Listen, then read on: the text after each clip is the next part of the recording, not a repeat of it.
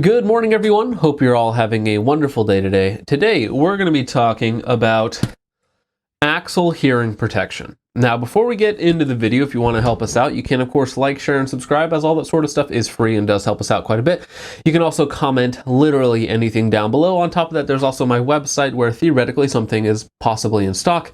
And on top of that, there's Subscribestar, where it's just basically a pro to a Patreon. You get some extra content, entered in some giveaways for as little as $2 a month, as well as exclusive discount codes to my website. Axil hearing protection. Getting into full disclosure on these headphones, they have sent me 3 pairs of headphones that you guys have seen me use extensively for a very long time. Maybe a year. It's maybe been a little bit longer than a year, certainly since the last summer, the summer of 2021, maybe even earlier than that. I've been using 3 different headphones 2 to 3 to 4 times a week for a very, very long time. Now, on top of that, this is a difficult part for a lot of people, and why a lot of reviews you will see will be very skewed one way or the other, is they do a incredibly high affiliate rate. Their affiliate rate is 22.5%, which is the highest affiliate rate I've ever seen. And now, I have not made any money off of that. I don't really push affiliate links whatsoever. I don't really care about that, but you definitely do need to know that a lot of your favorite YouTubers, if they're pushing Axil products and they aren't telling you, they're making 22.5% off of anything that you buy, making their link. So if you buy a $100 pair of headphones or a $200 pair of headphones, you're actually giving them a sizable donation of about 50 bucks. So with all of that context, now let's go ahead and talk about the 3 pairs that I have tested. Starting off with my favorite, which is going to be the TRACKR Electronic Earmuffs. Now, they make 3 different types of earmuffs. They have the trackers, which are just passive. They have the TRACKR Electronic, which is, of course, electronic, so it has active sound dampening, and, you have an external microphone and an audio in jack, so you can listen to something or plug it into something else while you're doing something. These retail for like $100. However, Axil is always running like a 25 or 35% off. And I believe they also have a co-branded pair with Sig Sauer, though I believe they're identical. I haven't tested them, but I believe they're identical to the standard electronic. Then their top of the line retails at $160. That is the TRACKR Electronic Blue, or the TRACKR Blue, I think they call it, which is just the exact same thing here, but with Bluetooth, so you can wirelessly connect to your phone or anything else to play music, stream media into your ears while you're shooting. Now, the other 2 models that I've tested, they're kind of the same model, but the original one in the smaller packaging, this was the GS Extreme. And this one here does have some very large performance issues, which we will talk about. And then the GS Extreme 2.0, which fixed a lot of the issues that the original ones were. These retail for $199, so these are very expensive. They're getting towards, the top end of certain other brands that you can buy that are like true duty grade, duty tested hearing protection, that sort of thing. They're very expensive. However, again, Axil's always running something like 35% off or 50% off in certain cases. So the real retail cost of all of these, if you don't get them from Axil, if you go elsewhere, I've seen the TRACKR Electronics for as low as $50 for actual retail price. And then the GS Extremes as low as like $99. So they are expensive. They're not the most expensive, but they're definitely a step above most of your budget, like the Walker Razors and stuff like that, which I will talk about those as well, because I have used those for quite some time as well. So let's go ahead and talk about the GS Extreme 2.0s. These are the most expensive and the most feature rich, so we'll go ahead and start with these guys. But we also want to compare it to the original 1.0s as well. Now, the original 1.0s, they all come with silicone, kind of lets a little bit more sound in, and then these black foam ones that are a lot stiffer, and they will really fill up your ear canals to provide the best seal and the best audio reduction, or the decibel reduction. I believe both of these they're like 27 on the 1.0s and then 29. Again, that's maximum theoretical sound reduction, or DBR or NBR, whatever it is, on the 2.0s. And then it's like 1 or 2 points lower, again, maximum theoretical on the 1.0s. Now, the 2.0s, they do come with like 6 different sets of foam inserts, so whatever it is that you're looking for, whatever sort of fit and feel works the best for you, is probably in the box, which is quite nice. Now, getting into the feature set on both of them, they both have active sound reduction. They cut out anything above 85 decibels. I believe they have a reaction time of 0.02 seconds. Again, at least what they claim on the website. The 2.0s have a much better runtime. I believe currently they have a 25-hour runtime. If you're in the hearing enhanced mode, which is the non-Bluetooth mode, they're just on, you know, amplifying what's around you. I believe they have a 25-hour lifetime. And then if you're using the Bluetooth with music or whatever, I believe that takes it down to about 8 hours. Now, if you're using these as range headphones, which I do recommend most people just use these as range headphones, they are going to last you, again, for an extremely long time. 25 hours of use is very good on the range. That's going to allow you to use them for many range trips, unless you're spending, you know, consecutive days out there, and they are USB rechargeable. The 2.0s unfortunately had only about half the runtime in both modes. However, the downside of that is, of course, the additional battery does take up more space. So both of your control sticks are a little bit bigger. The one on the right does your up and down for your hearing enhancement, and of course the on-off, and the one on the left does your Bluetooth and then your Bluetooth volume. So your external audio, what you're picking up from outside, can be amplified at different levels of your Bluetooth volume, and they can both be modulated to kind of fit whatever it is that you're doing. I did use the 1.0s for several weeks while running around outside at night. Usually I just ended up running in the evenings when it was dark outside, so I could turn up my external volume to a point where I could still hear myself breathe and running, or dogs barking at me or chasing after me at night and that sort of thing. So it is a very nice safety feature to have. Now, to be quite honest, the 1.0 audio quality was very poor in Bluetooth mode. It only sounded decent with, and I mean like 5 out of 10, maybe 6 out of 10, with a certain set of foam inserts. With all of the other ones, it sounded very bad, no bass whatsoever, very poor audio quality. They increased the audio quality, you know, they claim like 3 times better or whatnot with the 2.0s. However, they still leave a lot to be desired. With the proper foam inserts in your ears that really fill up and seal in that audio, it sounds good. There's decent bass to it, and I'm not any sort of audiophile by any means, but it sounds decent. However, it only gets to what I would approximate 70% volume on maximum volume. So for me, while the audio quality is much improved on the Bluetooth side of things, it's just not loud enough for me to really enjoy it and use it while running or working out or something. I'm just going to use, I usually have a pair of old Beats, Power Beats, the in-ear Power Beats basically, that work quite well for both of those applications, and much better. They get good volume, better bass, that sort of thing. So while they say, you know, you can kind of do everything with these, you can have them, you know, as your earbuds, and then as your range, and then as your audio enhancement devices, all that sort of stuff. Really, these are really only good for the range. You're really not going to be doing a lot of audio listening to them. It's more of a side benefit if that's something that you want to do while out on the range. But if you're not using these for music, say you're using them for audiobooks or podcasts, the volume issue isn't going to be quite as big. The sound issue or the sound quality issue isn't going to be quite as big. So for those sort of applications, it's going to be just fine. But again, if you're using it for music, you're going to be leaving a lot to be desired, especially when you're talking about like a $200 set of headphones if you pay full retail price. Very expensive, and the audio quality does leave a lot to be desired. Now, that's the Bluetooth side of it. That's that side benefit that, again, is nice for certain applications, but for me, it's kind of like an added feature that doesn't really benefit all that much. It just adds extra weight and cost.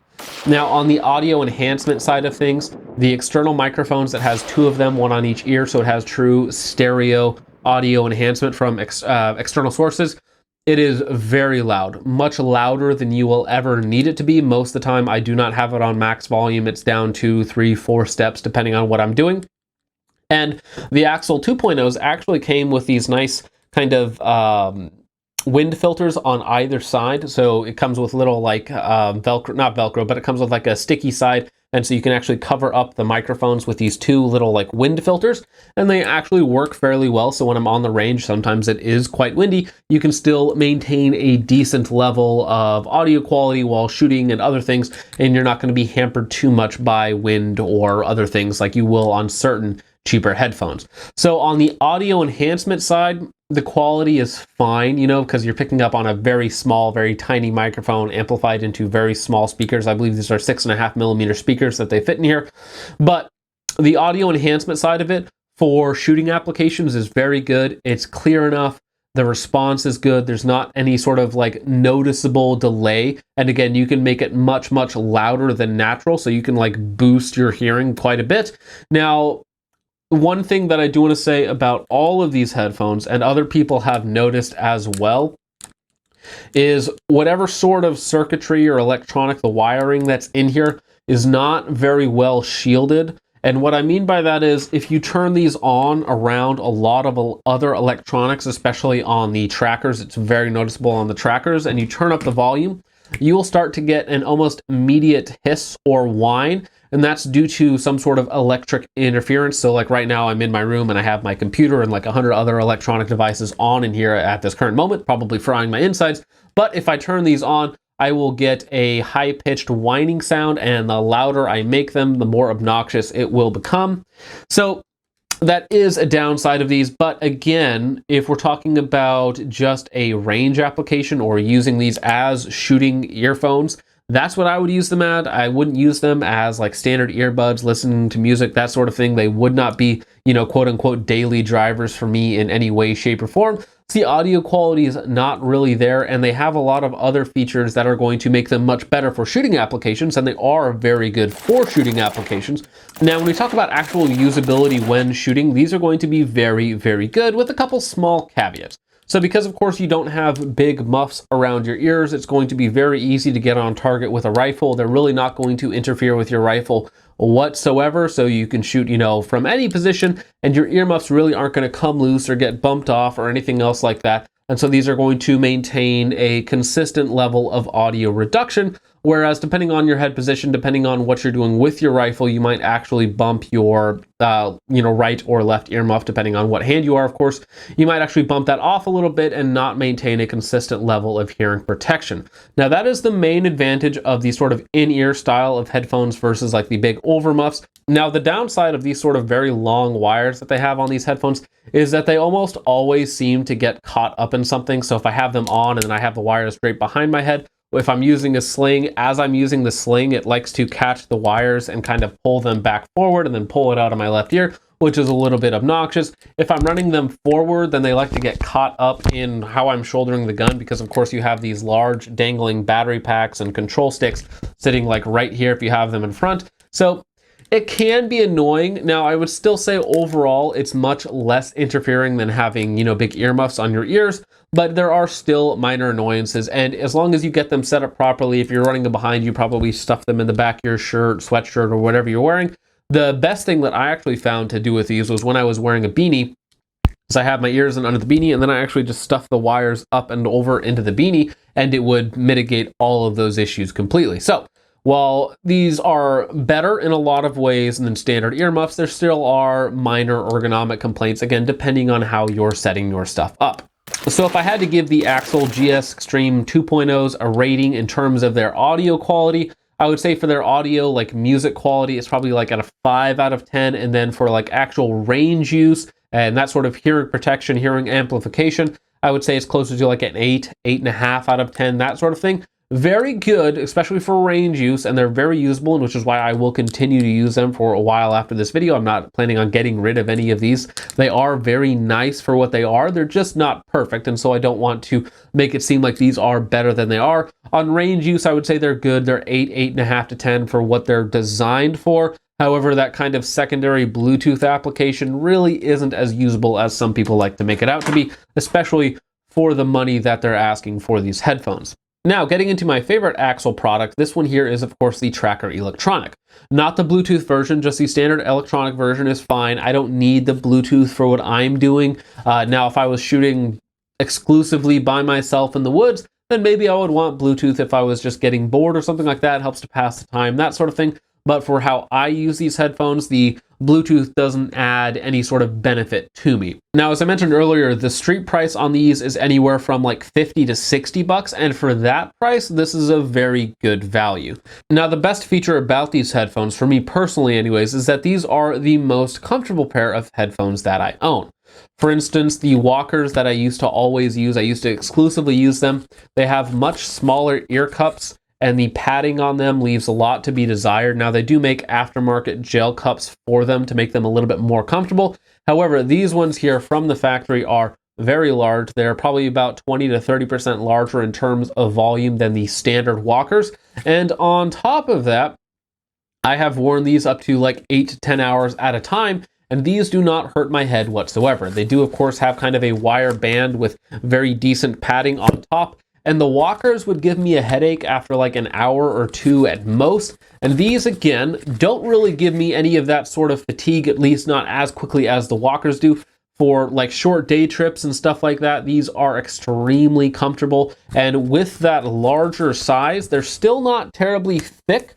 So if you look at the profile, they are like maybe a tiny bit thicker than the razors, but they're not too thick that they're unusable when using a rifle. For me personally, when I'm shooting a rifle, I do notice that my buttstock is usually bumping up against the right one just a little bit. So for me, in actual terms of long-term use and comfort, while yes, these do interfere less most of the time with my stock and with my gun, overall, these are still much more comfortable to use over extended periods of time. So while of course the trackers are a lot bigger and heavier than the extremes, I do find that they are more comfortable over a longer period of time. Usually these are very tight in my ears, so they kind of get sore after a couple hours. Yes, they do interfere with your gun a little bit, depending on what gun it is, of course, and how you're holding it. But overall, I still would say that these are a little bit more comfortable long term, which is why, generally speaking, I still prefer to use these unless it's some sort of different application in which the in-ear headphones make a little bit more sense.